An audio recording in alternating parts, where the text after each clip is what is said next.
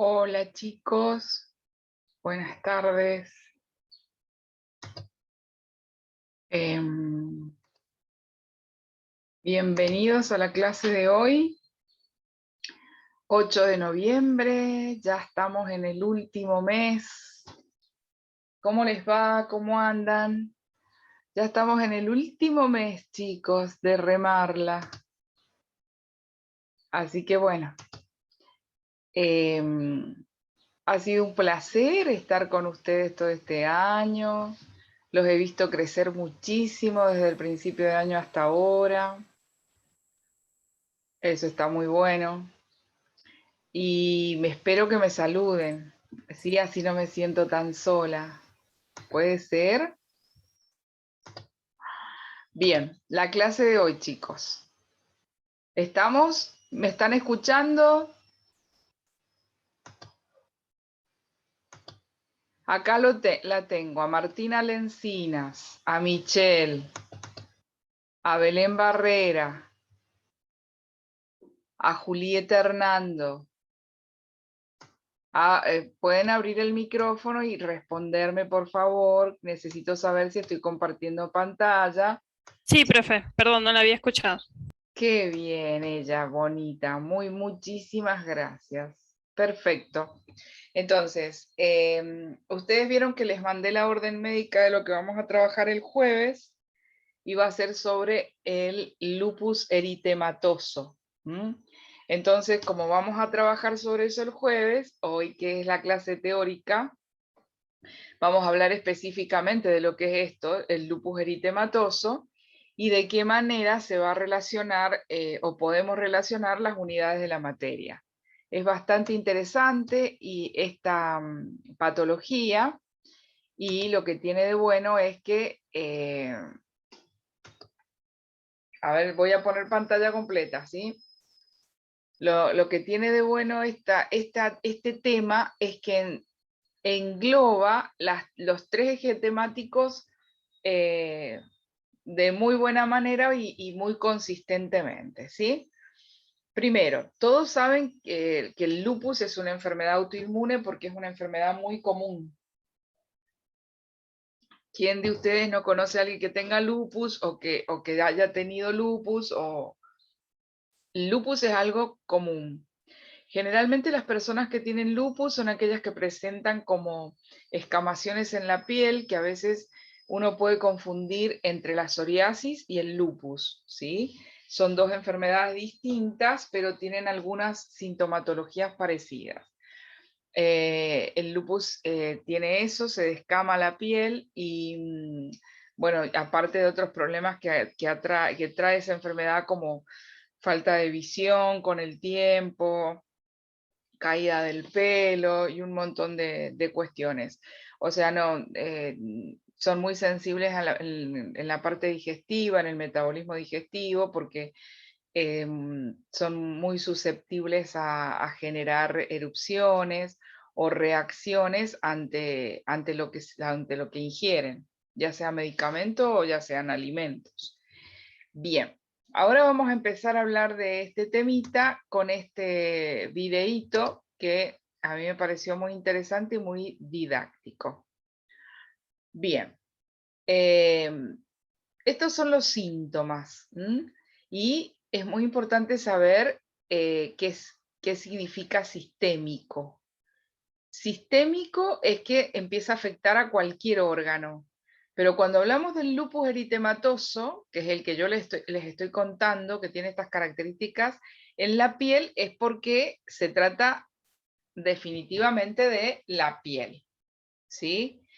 La enfermedad es inflamatoria, crónica y autoinmune y suele derivar en problemas reumatológicos porque afecta plenamente a las articulaciones, pero específicamente afecta a la piel.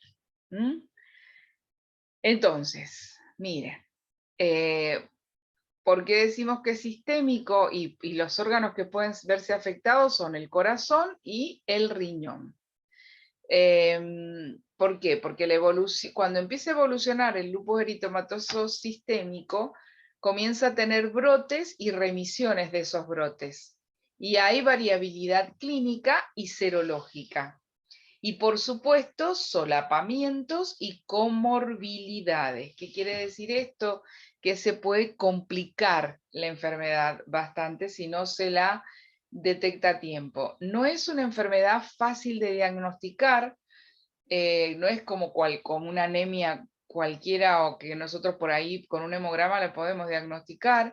El lupus no, necesita varios estudios para hacer el diagnóstico. Y eso es algo que tenemos que tener muy en cuenta. ¿Cuál es el patrón inicial? Presentación individual y que se mantiene estos síntomas en las personas que comienzan con este tipo de enfermedad. Primero, el sexo en edad fértil, 14 a 40 años, en hombres o en mujeres. La franja etaria son de 14 a 40 años y el grupo étnico a los que ataca es los negros, asiáticos y blancos. Y esto es muy importante, saber de dónde viene la persona y si puede llegar a tener o no una enfermedad genética o hereditaria. Entonces, estas enfermedades autoinmunes suelen ser genéticas, ¿sí? Lo que sucede y por qué es autoinmune el lupus. ¿Por qué? Porque las células, generalmente los linfocitos, que nos defienden que son el ejército de nuestro sistema inmunitario, son destruidos por células parientes, digamos así, por células del propio cuerpo, ¿sí?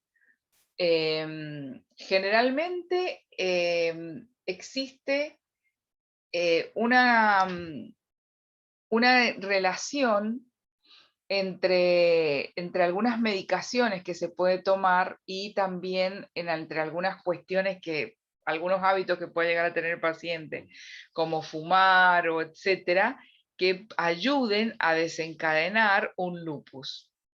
En cuanto a la cuestión ambiental, apoptosis, no sé si saben lo que significa apoptosis. ¿Alguien sabe? No, profe. No, es la destrucción de las células, ¿sí? Y que destruyen el ácido desoxirribonucleico, las histonas y las proteínas, ¿sí? Son autoantígenos, son células que se nos vuelven en contra, ¿sí? Y destruyen sus propias células, sus propias hermanas. Entonces las células plasmáticas, que son parte de la maduración de la parte hematopoyética, que es la linfopoyética, que ustedes saben que están en los tejidos y están propensas las células para defendernos de cierto tipo de ataques, de anticuerpos, antinucleares sobre todo. Estas células se vuelven en contra, ¿m? Y empiezan a formar inmunocomplejos antígeno-anticuerpo contra estos autoantígenos nucleares que se nos vuelven, que se le vuelven contra la persona que padece la enfermedad.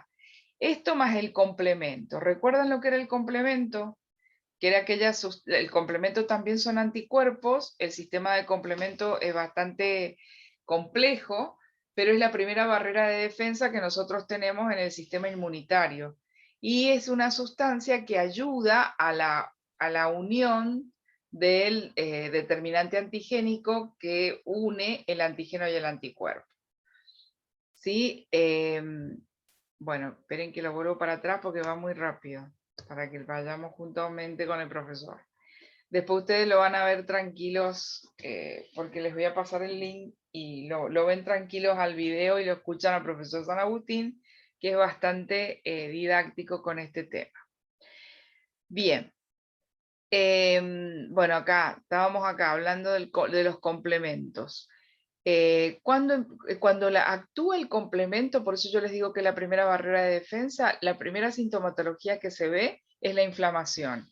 Cuando ustedes tienen inflamación y la enfermedad bien es viral o autoinmune, es porque están actuando los complementos en acción de defensa, ¿sí?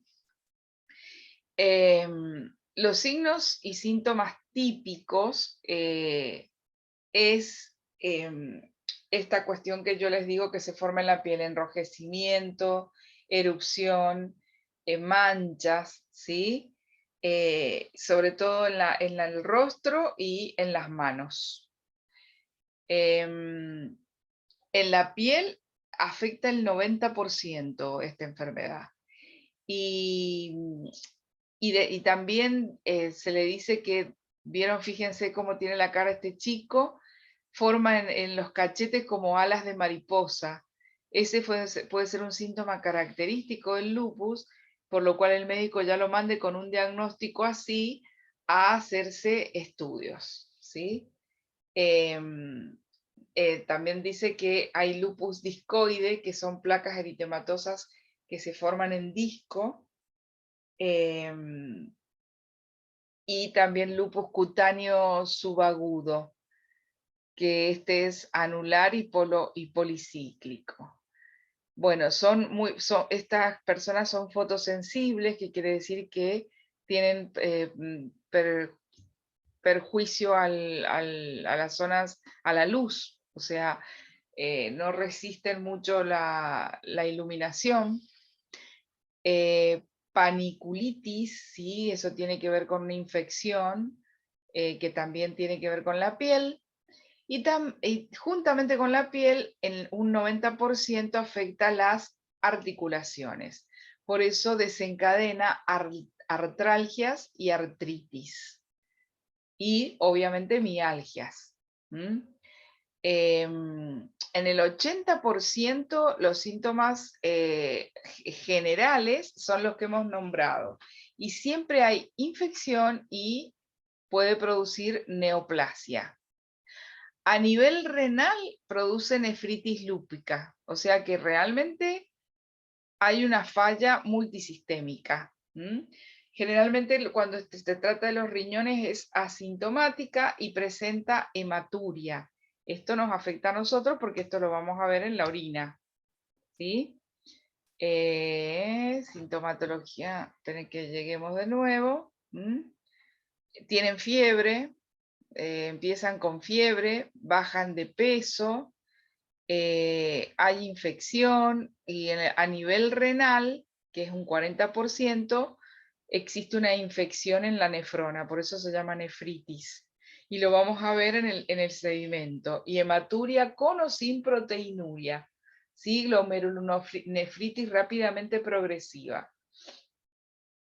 Bien, también hay una infección a nivel serológico, ¿sí?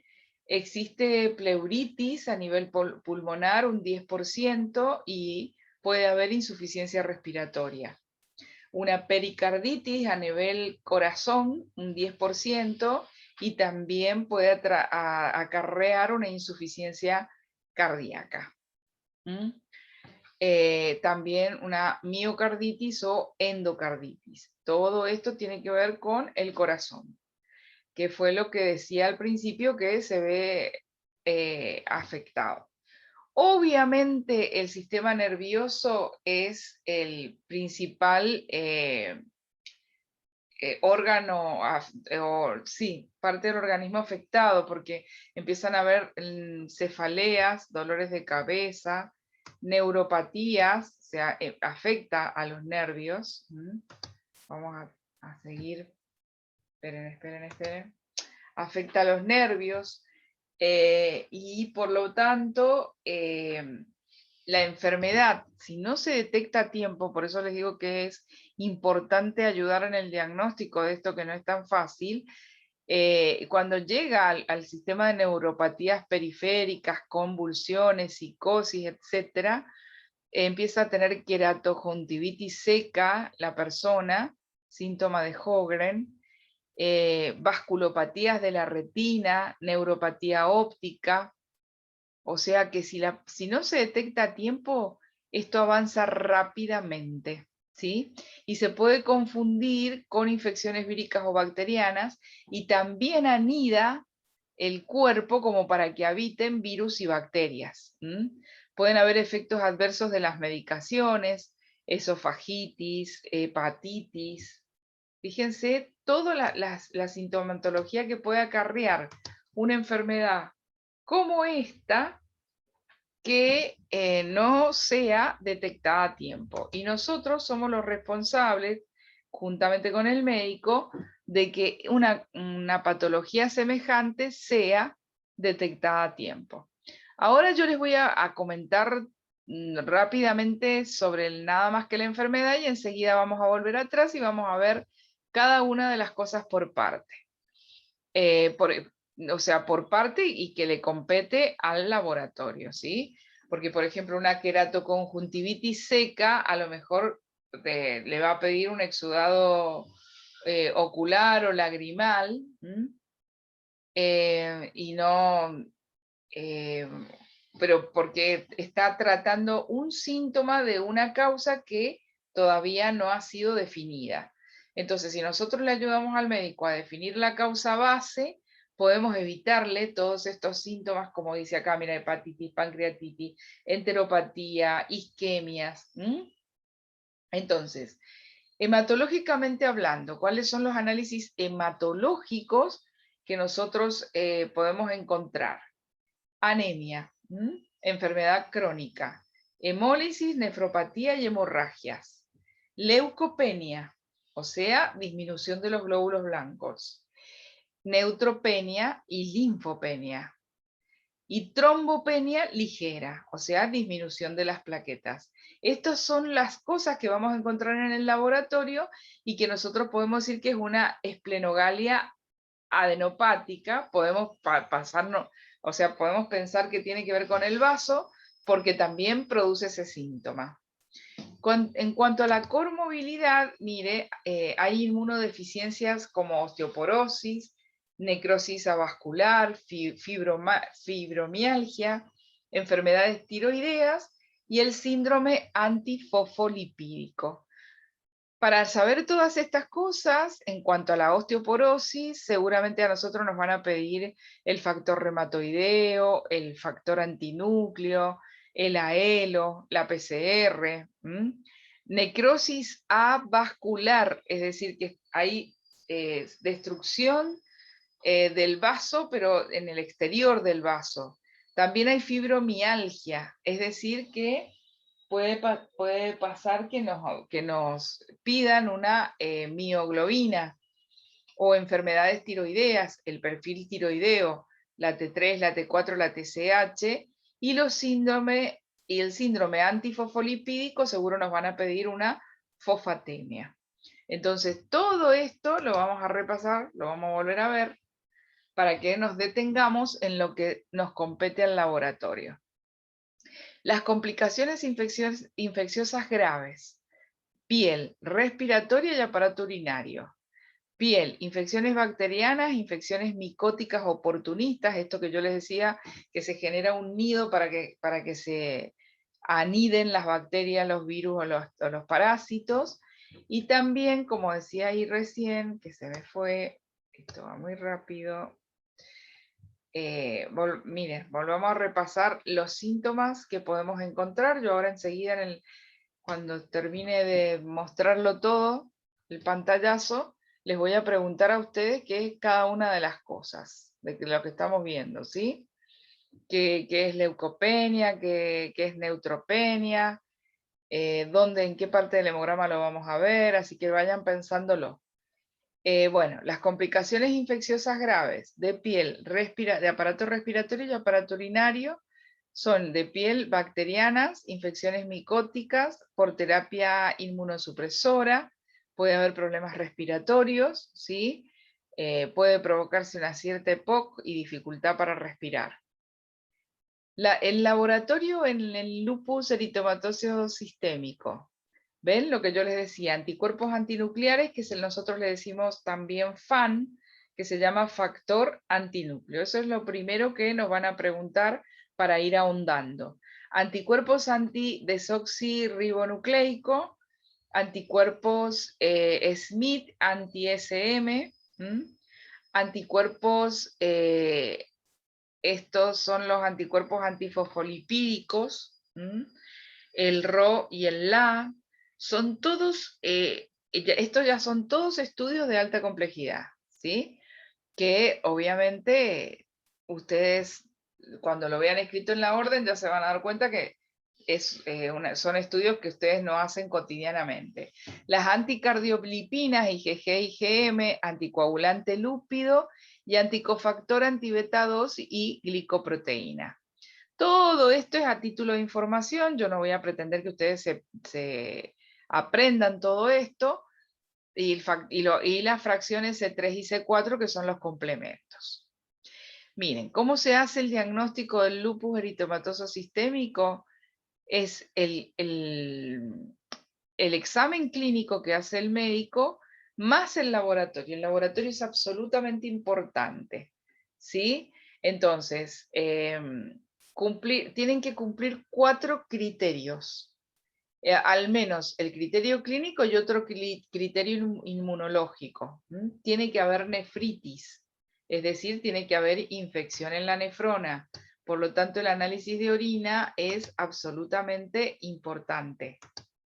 Esperen que... Vamos de nuevo. Clínico más laboratorio. Lo primero que explica es la parte clínica. Entonces, el médico nos va a ayudar con lo que escriba en el diagnóstico. Entonces nosotros tenemos que leer, aparte de la anamnesis que le tenemos que hacer al paciente, y debemos cumplir con esos 4 criterios. Con el FAN y el anti-DNA positivo ya estaríamos frente a un diagnóstico certero. Afectación cutánea, lupus cutáneo agudo, lupus cutáneo crónico, úlceras orales, alopecia no cicatricial, artritis de 2 o más articulaciones, serositis, nefritis, síntomas neurológicos, afectación hematológica, algunas de las siguientes: anemia hemolítica, leucopenia, linfopenia y trombocitopenia. Esos son los criterios clínicos acompañados del laboratorio. Y los inmunológicos son todos estos estudios de alta complejidad que estábamos viendo recién. El anti-DNA, el anti-SM, el complemento bajo, la prueba de Coombs directa y los anticuerpos antifosfolipídicos. Entonces, esto obviamente se acompaña con otros estudios que son el electrocardiograma y otros estudios de otros servicios que acompañan para poder llegar a fondo y tratar a este paciente. La atención primaria generalmente es un control multidisciplinar. Lo tienen que ver varios especialistas porque se puede confundir también con un problema reumatológico y creyendo que la causa puede llegar a ser el reuma y en verdad es un síntoma. A ver, esperen que se pasó rápido. Vamos a volver a ver esto. Vuelvan a ver este tema de los estudios de alta complejidad. Fíjense que acá aparece la prueba de Coombs, ya vamos a ver por qué. Los anticuerpos fosfolipídicos y para hacer el seguimiento. Porque acuérdense, una vez que está diagnosticado va a seguir viniendo al laboratorio. ¿Sí?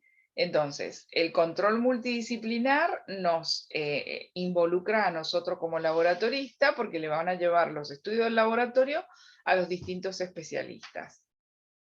Entonces, el control, eso es lo que estoy diciendo ahí, que nosotros somos los que informamos. Cada 3 o 6 meses los van a tener que controlar y tenemos que evitar brotes y que los brotes que tengan sean pocos intensos. Para eso el médico lo tiene que seguir con el laboratorio, con los distintos especialistas, ¿sí? Y ver cómo lo va a medicar o cómo lo va a tratar. ¿Ok? Esta enfermedad tienen que estar protegidos del sol, porque por eso son fotosensibles, tienen que comer ciertos alimentos, no pueden comer cualquier cosa. Y en cuanto a lo farmacológico, según la gravedad, hay inflamatorios como la hidroclorquina, o los no esteroides, los corticoides, los inmunosupresores, serían los que pueden ayudar al paciente, ¿sí? Esto es más o menos un pantallazo general, como para que ustedes entren en lo que es una enfermedad de este tipo. ¿Alguna pregunta que me quieran hacer con esta primera partecita en que introducimos esto? Ahora vamos a detalladamente lo que nos toca a nosotros. Profe, en el caso de una eritrosedimentación sirve, ¿no? Para detectar lupus, ya que se hace para infecciones. Claro, pero la eritro no te va a decir que es un lupus. Acordate que primero ahora vamos con las preguntas. La eritrosedimentación o la velocidad de sedimentación globular, ¿qué tipo de analítica es? No solamente para esta enfermedad, para cualquiera. No se demoren en contestar, acuérdense que el tiempo corre. Primero, chicos, la BSG es un reactante de fase aguda, se le llama en el laboratorio, ¿sí? Generalmente son análisis de urgencia, pero nosotros a veces no lo ponemos como urgente al médico, porque recuerden que para que tengamos el valor de un eritro tenemos que tener una hora, sí o sí, esperar una hora para dar un resultado. Y nosotros generalmente tenemos 2 horas y media para dar todos los resultados en una guardia. Entonces las eritros tratamos de que no nos la pidan como guardia, porque si ponele, entra ahora un eritro, en 15 minutos trae otro eritro, entonces no terminamos más de cargar eritros y tenemos que estar controlando el tiempo justo cada una hora, nos volvemos un poquito locos. Entonces, para la urgencia, en lugar de la eritro, le pedimos a los médicos que pidan PCR, que es la proteína C reactiva, que también es otra proteína del cuerpo que cumple la función de anticuerpo y que se altera o nos defiende cuando hay un foco infeccioso, pero nunca se sabe cuál. Con la eritro pasa lo mismo, Belén. El eritro no podemos detectar con un eritro cuál es el foco o el origen de la infección. Solamente le estamos diciendo al médico que ese paciente tiene una infección. Entonces, en el caso de que ese paciente ya sepamos que tiene lupus y que le estamos haciendo el seguimiento y el tratamiento cada 3 o 6 meses, seguramente le va a pedir un eritro para ver si ha entrado algún foco infeccioso, que puede llegar a ser cualquiera, el médico tampoco lo sabe. Lo que le va a decir el eritro es que tiene una infección. Pero si tengo que responder a tu pregunta, la eritro no sería lo que va a ayudar en el diagnóstico del lupus. ¿Se entiende? Sí, profe. Bien, entonces, cuando hablamos de eritema, chicos, tiene que ver con la piel. Y cuando hablamos de sistémico, es porque perjudica a varios órganos del cuerpo o a cualquiera. En este caso, como decimos, porque hay distintos tipos de lupus también. En este caso vamos a ver solamente el eritematoso. Bien, vamos a parar acá. Es una enfermedad inflamatoria. Una inflamación es crónica y es autoinmune. Cuando es una enfermedad inflamatoria, ¿cuál es el análisis del laboratorio? No, nosotros obviamos la palabra análisis y decimos cuál es el laboratorio que tenemos que hacer para decirle al médico que este paciente sí sufre de una inflamación. ¿Cuál sería la analítica que tendríamos que hacer? Ya sabemos que el eritro es una infección, ¿sí? Generalmente las infecciones van acompañadas de inflamación, ¿sí? Pero ¿cuál sería específicamente la analítica que nos indicaría una inflamación? Hematológicamente hablando, chicos, ¿cuál? Vamos, una inflamación, una retención de líquido o edemas. ¿Cuál es el laboratorio hematológico que nos va a decir esto? Vamos. Chicos, hematología no tenemos muchas analíticas. Y estamos practicando las analíticas que se hacen en hematología. Larguen cualquiera en todo caso. ¿Cuál será? ¿Me están escuchando? ¿Me están siguiendo? ¿O se fueron a dormir? Sí, ¡Ah! Nos quedan 10 minutos. ¿Cuál será la analítica? A ver, acá alguien me escribió. ¿Qué me puso? El recuento de blancos. Bien. ¿Quién me lo escribió a esto? Que no, acá no me dice. ¿Quién contestó esto? Chicos, Ayelen Sosa. Ayelen, esto es el hemograma. Muy bien, Ayelen. Puede ser me dijiste el recuento de blancos. El recuento de blancos lo que te va a decir, Ayelen, es si hay infección. Y si existe una infección, ¿qué tipo de infección? Ya vimos en la clase pasada, creo que con ustedes en el práctico del jueves, les mostré cuando había neutrofilia, que la infección podía llegar a ser bacteriana, que cuando había linfocitosis, la infección podía ser vírica, cuando había una eosinofilia, la fiebre o el malestar podría ser por alergenos, por una cuestión alérgica. Cuando había una monocitosis, también podría ser viral. Entonces, y también cuando aparece algún basófilo, también puede ser una situación por algún alergeno. Eso, pero te va a decir qué tipo de infección tiene y que tiene una infección.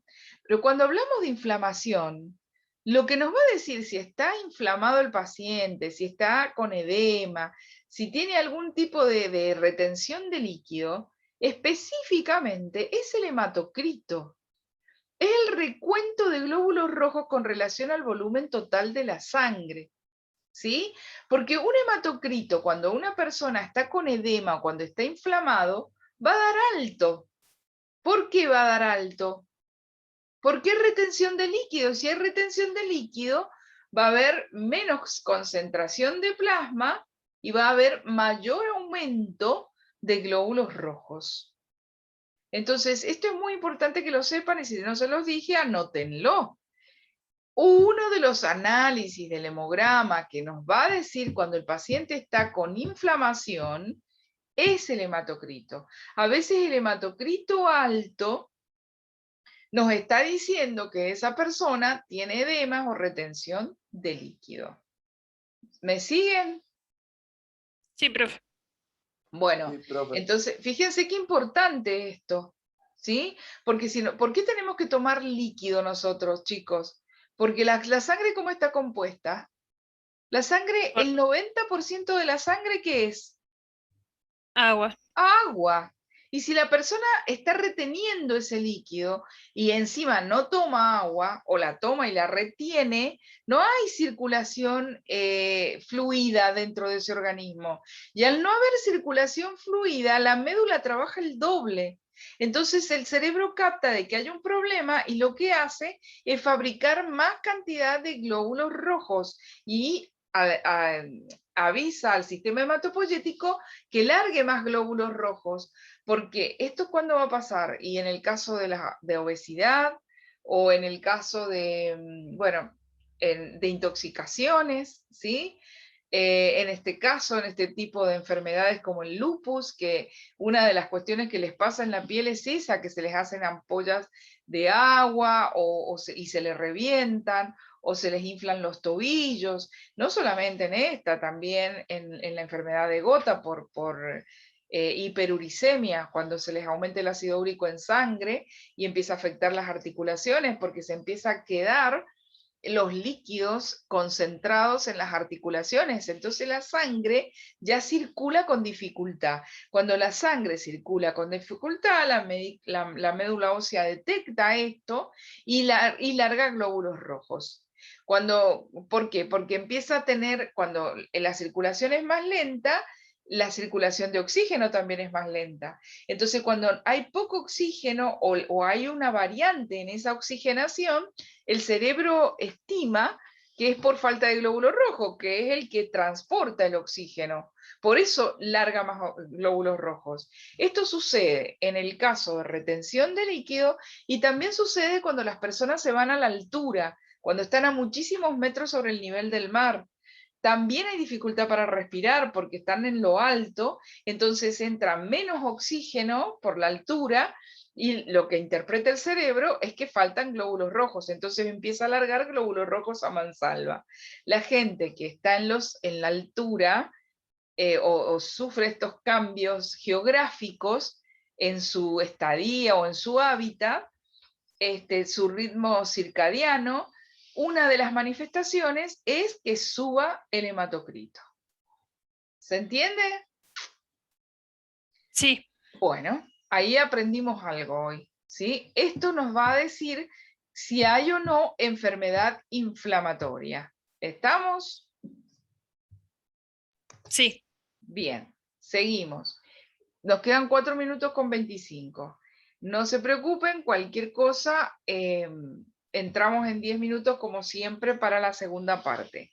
Así que tranquilos y vayan anotando las preguntas que se les vaya ocurriendo. ¿Sí? Bien, ¿qué otra cosa? Si está indicando problemas de piel. Ayelena habló de los neutrófilos, pero generalmente lo que puede llegar a ver acá es una monocitosis. ¿Por qué? Porque los monocitos son los macrófagos que después van a aparecer, es la primera barrera de defensa, ¿sí? Y cuando el problema es netamente de piel, o de brote, o de erupción, suele haber una monocitosis porque los macrófagos son los que están trabajando, entonces pide ayuda a la médula para que le largue más monocitos y hayan más macrófagos porque hay problemas en la primera barrera de defensa, ¿sí?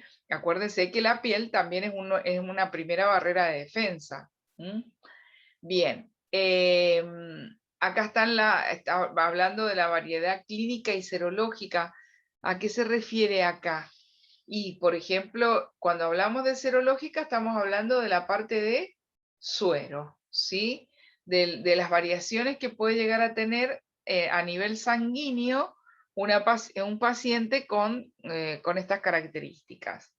Otra de las cosas, por eso siempre les digo que la edad es vital en los pacientes y la anamnesis también, porque ustedes pueden ver una persona negra, asiática o blanca, pero por ahí no tiene descendencia precisamente de estos lugares.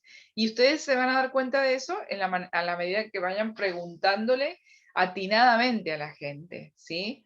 Entonces, si ven que es una persona súper negra, y bueno, ya se van a dar cuenta que viene de algo de África o de Brasil o de alguna descendencia de los negros, y puede llegar a ser un problema genético, ¿sí?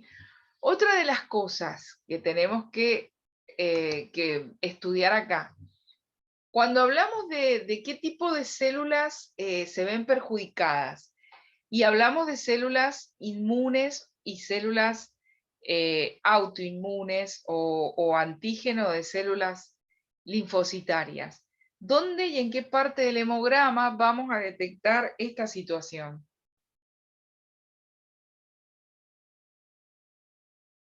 Vamos. En la fórmula leucocitaria.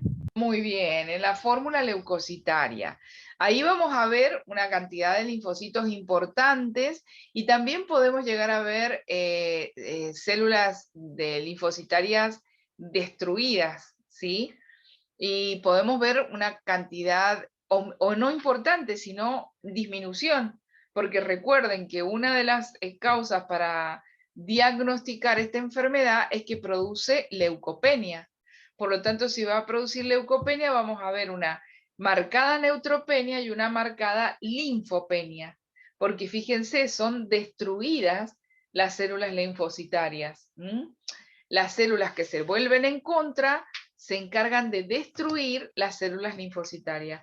Por eso vamos a tener todo esto, leucopenia, y dentro de la leucopenia, la neutropenia y la linfopenia. Y hasta ahí estamos averiguando la causa. Una de las cosas que va a producir problemas es el sol, la iluminación, la medicación. Si fuma va a ser perjudicial porque el cigarrillo también provoca que el hematocrito suba, porque